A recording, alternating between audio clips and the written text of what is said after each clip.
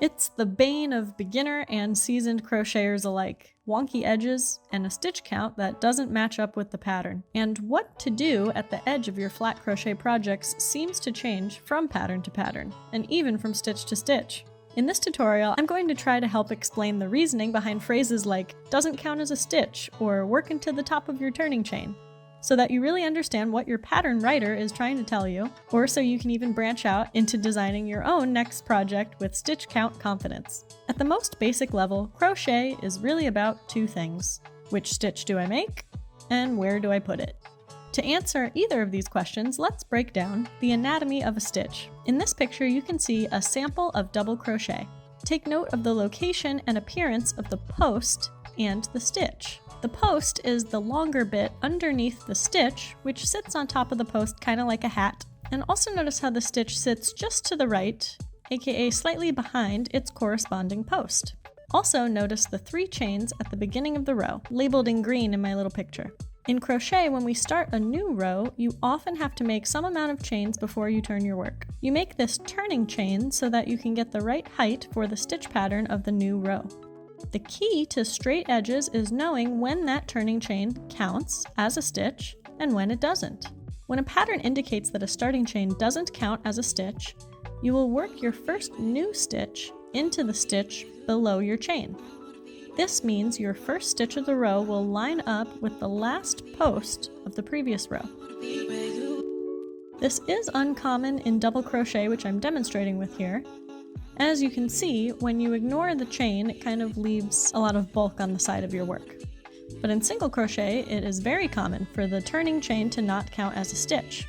So if the turning chain counts as a stitch, you will work into the stitch next to your chain, matching up your first new stitch with the second to last post of the previous row, while your turning chain is right in line with the last post.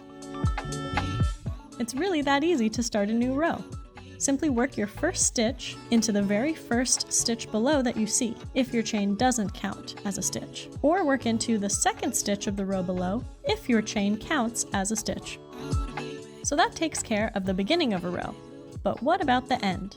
If the pattern indicates the turning chain counts as a stitch, you can't ignore the turning chain that you made from the previous row when you reach the end of your new row.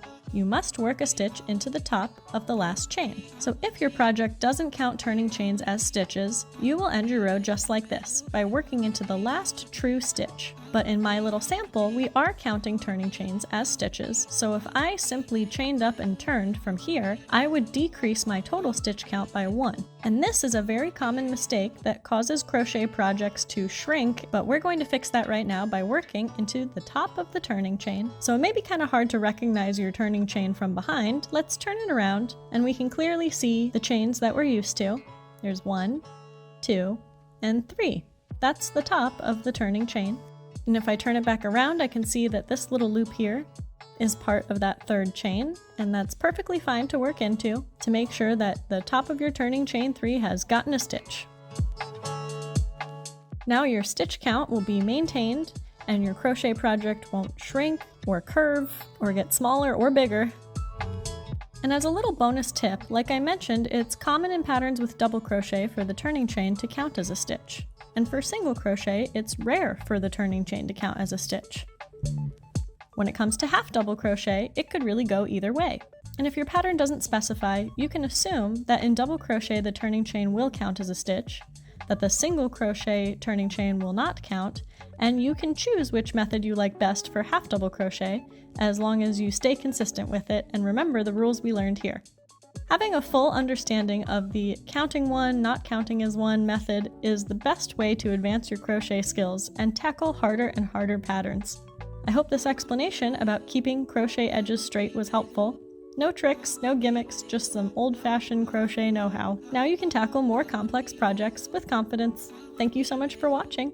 I'll see you next time. Bye!